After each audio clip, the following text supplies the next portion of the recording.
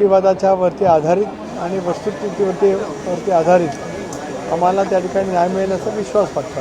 अनेक हस्तक्षेप याचिका सर, आज तुम्ही बैठका घेतलेल्या आहेत, काय नेमकं बैठकामध्ये झालं, किती मुलाखत झालेल्या आहेत, आघाडी संदर्भात काही स्पष्ट झालंय का? आज मुलाखतींसाठी बैठक नव्हती. राज्यातल्या 29 महानगरपालिकांच्या निवडणुका घोषित झालेल्या आहेत. 23 तारखेपासून नामनिर्देशनपत्र दाखल करण्याची प्रक्रिया त्या ठिकाणी सुरू झालेली आहे. अशा वेळेला त्या जिल्ह्यांतील नेमलेले समन्वयक, त्या शहराचे असलेले अध्यक्ष आणि पक्षाचं कोर ग्रुप म्हणजे जी आमची कमिटी आहे यांच्या समेत आज आम्ही सगळा त्या ठिकाणी आढावा घेतला.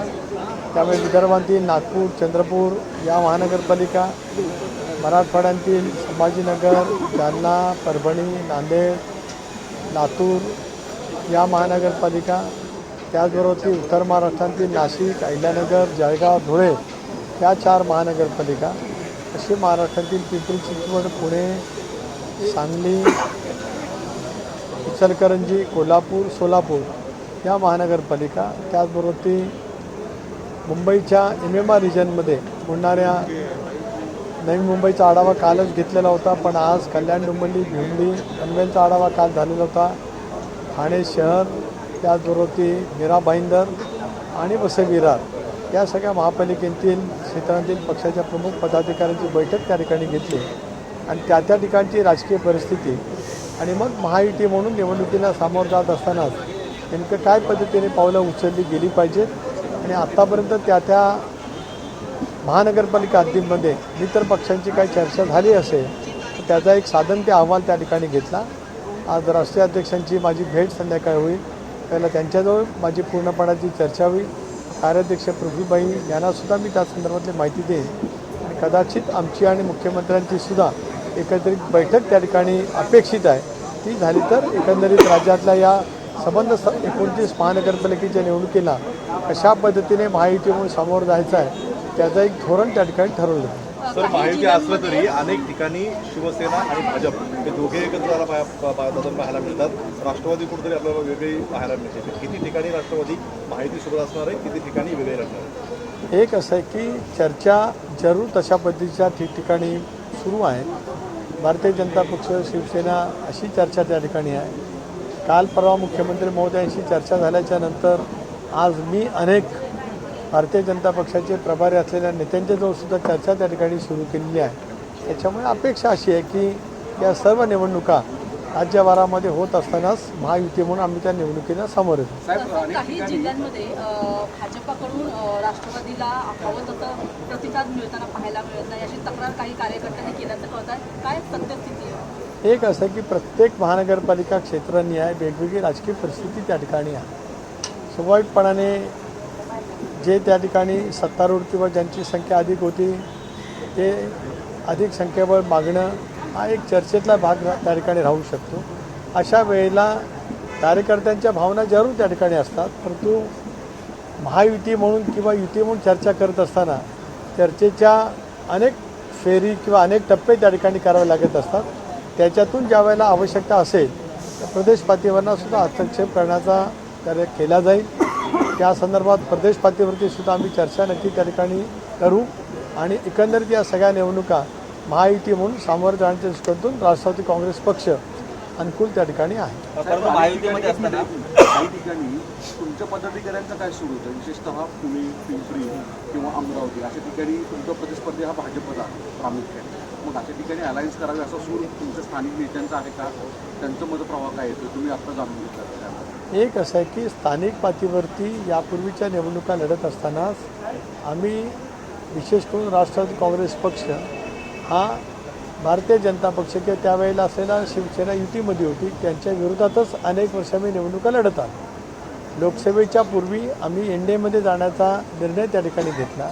तो निर्णय आमचा सामूहिक निर्णय त्या कालावधीमध्ये होता. त्या पद्धतीने लोकसभेच्या निवडणुका आम्ही एकत्रितपणाने लढलो. त्याही पहिल्यांदाच लढलेलो आहोत. विधानसभेच्या निवडणुकासुद्धा आम्ही एकत्रित महायुती म्हणून लढलो.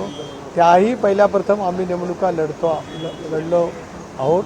आताच्या निवडणुकासुद्धा पहिल्यांदाच एकत्रितपणाने निवडणुका कदाचित लढल्या जातील.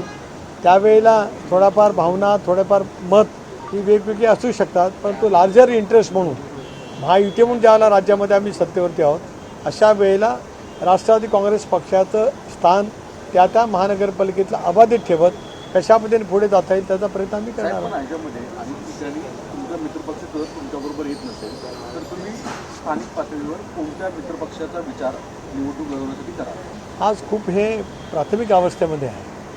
अजूनही अर्ज भरण्याची प्रक्रिया संपायला 10-12 दिवसाचा कालावधीमध्ये आहे. त्यापर्यंतच्या कालावधीमध्ये आमची चर्चा महायुती म्हणूनच त्या ठिकाणी राहणार आहे. जर तरचा प्रश्न आज काय उद्भवत नाही. मी स्वतः सकारात्मक या गोष्टीची आहे की आम्हाला ही निवडणूक महायुती म्हणून लढवायची. काही काँग्रेस महापालिका आणि प्रकाश आंबेडकर यांची एकत्र येतील असं वारंवार म्हटलं जात आहे. दोन राष्ट्रवादी एकत्र येतील काही ठिकाणी असं वारंवार म्हटलं जात आहे. तर अशा कोणकोणत्या जागा आहेत जिथे अशी शक्यता आहे? त्या त्या स्थानिक पातळीवरच्या कार्यकर्त्यांच्याकडनं काय वक्तव्य झाले असतील, परंतु प्रदेश पातळीवरती असा कुठलाही प्रस्ताव त्या ठिकाणी आलेला नाही. त्यामुळे आज या विषयावरती बोलणं अप्रस्तुत ठरेल. वंचित सोबत आणण्यासाठी काही चर्चा सुरू आहे का? कारण काँग्रेस आणि वंचित एकत्र येण्याचा प्रयत्न सुरू होते. त्यामध्ये प्रकाश आंबेडकर म्हटले, एकनाथ शिंदे आणि अजित पवार आणि राष्ट्रवादी यांच्यासोबत आपलं बोलणं सुरू आहे. नाही, मला माहीत नाही आंबेडकर साहेबांचं, बाळासाहेबांचं जे काय त्यांनी वक्तव्य केलं असेल ते मी का माझ्या ऐकण्यात त्या ठिकाणी आलेलं नाही साहेब, आणि माझ्या स्तरावरती तरी त्या संदर्भातली कुठली माहिती नाही. साहेब, अनेक ठिकाणी मित्रपक्षामधले सहकारी घेऊन असं आहे, पण तरी देखील भाजप आणि शिवसेना शिंदे हे वेगवेगळ्या ठिकाणी स्थानिक पातळीवर एकमेकांना घेत आहेत. आज अजितदादांच्या सांगली दौऱ्यामध्ये सुद्धा भाजपाचे उपमहापौर, माजी महापौर, उपमहापौरांना पण घेत आहेत. मित्रपक्षांमध्ये यामुळे वाद निर्माण होईल असं एक सांगितलं. एक असं आहे की हे सगळे संकेत पाळले जावेत ही बाब राज्य पातळीवरती ठरली होती. त्याच्या संधी असण्याचं काही कारण नाही. परंतु गेल्या मधल्या कालावधीमध्ये वेगवेगळ्या ठिकाणी वेगवेगळी पक्षांतरं निश्चित त्या ठिकाणी झालेली आहेत. परवा राष्ट्रीय नेते, आमचे NDAचे नेते, महायुतीचे नेते म्हणून आदरणीय अमितभाईंची आमची ज्यावेळेला भेट झाली तर या विषयावरती सुद्धा चर्चा त्या ठिकाणी झालेली आहे. माननीय मुख्यमंत्री महोदयांजवळ परवा रात्री ज्यावेळेला तपशीलवार चर्चा मी आणि दादांनी केली त्यावेळेला सुद्धा हा विषय त्या ठिकाणी निघालेला होता. आजही कदाचित चर्चा होईल त्याला त्या विषयावरती आम्ही चर्चा नक्की त्या ठिकाणी करू. साहेब, माणिकराव कोकाटेंचा राजीनामा घेतला गेला, या गोष्टीला पार्टी म्हणून तुम्ही फार पाठीशी घालू पाहत होता, पण तरी देखील मुख्यमंत्र्यांच्या अखेर जास्त भूमिकेमुळे आणि अजितदादांच्या भूमिकेमुळे हा अखेर राजीनामा द्यावा लागला. जर आज कोर्टामध्ये त्यांची केस परत स्टँड राहील, त्यांना दिलासा दिला गेला तर काय विचार केला जाईल? पार्टी प्रेसिडेंट म्हणून तुमचे काय स्टँड? मला एक पहिलं कळलं नाही की मुख्यमंत्र्यांचा वेगळा आग्रह होता, राष्ट्रवादीचं वेगळं मत होतं, माझं मत वेगळं होतं, असं कुठला शोध कुठला तुम्ही लावला? असं कुठं होतं? एक नाही दिवस नाही, असं झाला की त्याच्यामध्ये पहिल्यांदा मंत्रिपदाची खाती फक्त घेतली गेली आणि कॅबिनेट. तुम्ही जे मगाशी म्हणालात ते वक्तव्य पुन्हा एकदा बोललात तर मला बरं आहे. बरं, ठीक आहे, जर तुम्ही म्हणताय त्याप्रमाणे नाही, मी म्हणतो त्याप्रमाणे नाही. आपण ज्या वेळेला बोलू विचारू त्यावेळेला त्याच्यामध्ये काहीतरी सत्यता असली पाहिजे. पण ठीक त्याच्यामुळे आमच्या महायुतीमध्ये या विषयावरती कुठं दुमत नव्हतं. शेवटी एक प्रक्रिया आहे, एक कायदेशीर प्रक्रिया, कायदेशीर निर्णय, त्या बाबतीमध्ये झालेले कायदा इतका कालावधी शिक्षेचा झाला तर काय होऊ शकतं हे देशभरामध्ये कायदा त्या ठिकाणी झालेला आहे. त्या संदर्भातली सगळी चर्चा ही योग्य पद्धतीने माननीय मुख्यमंत्री, उपमुख्यमंत्री आणि राष्ट्रवादी काँग्रेस पक्ष म्हणून समन्वयानेच त्या ठिकाणी होती. आज आता आपण जे म्हणतो त्याप्रमाणे शेवटी न्यायालयामध्ये युक्तिवाद सुरू आहे. न्यायालयाचा निर्णय येईपर्यंत प्रतीक्षा करणे योग्य राहील. न्यायालयाचा निर्णय आल्याच्यानंतर त्या संदर्भात नंतरची पुढची चर्चा होईल. पण आज माणिकरावांचा राजीनामा पक्षाने पहिला स्वीकारला, पक्षाने तो माननीय मुख्यमंत्री महोदयांच्याकडे पाठवला, मुख्यमंत्री महोदयांनी तो राज्यपालांकडे पाठवला, त्यामुळे तो स्वीकृत झालेला आहे. साहेब, पण मग जर जागा रिक्त होते तर ती तात्काळ परत बदली जाईल. पार्टी प्रेसिडेंट मग तुमचा स्टँड काय राहणार आहे या संदर्भातला? कारण की अनेकांची नावं परत इच्छुकांची परत तुमच्याकडे सगळे अजून 24 ताससुद्धा राजीनामा मंजूर करून झालेला नाही. त्याच्यामुळे पुढचा प्रश्न आज काही येत नाही. आता या सगळ्या महानगरपालिकेच्या निवडणुका आहेत. योग्य वेळी त्या संदर्भातला योग्य निर्णय पक्षाच्या कोर ग्रुपमध्ये घेतला जाईल. पण जर कोर्टाने राजीनामा संदर्भात जर काही कोर्टाने स्थगिती वगैरे दिली खालच्या कोर्टाने निर्णयावरती तर पुन्हा एकदा तुम्ही त्यांना ग्रीन सिग्नल देणार आहात का? तसं मी आता तेच म्हटलं की न्यायालयाच्या निर्णयाच्या नंतर या संदर्भामध्ये पक्षाच्या कोर ग्रुपमध्ये बैठक होईल, चर्चा होईल आणि मग योग्य तो निर्णय घेतला जाईल. सुनील जी, आज महानगरपालिकाओं के संदर्भ में एक बैठक हुई, खास करके बीजेपी हो या शिवसेना, दोनों आपके नेचुरल अलायंस नहीं रहे हैं 2017 में. अब जब चुनाव हो रहा है तो कई जगहों पर ऐसा आपके पास भी आग्रह आया कि अलग अलग चुनाव लड़ना चाहिए, कई जगहों पर बीजेपी की तरफ से भी आया कि अलग क्या मत अभी तक आया और कितनी जगहों पर अलग लड़ने का विचार आ रहा है? राष्ट्रवादी कांग्रेस पार्टी महायुति के तरफ से ही चुनाव लड़ना चाहती हैं।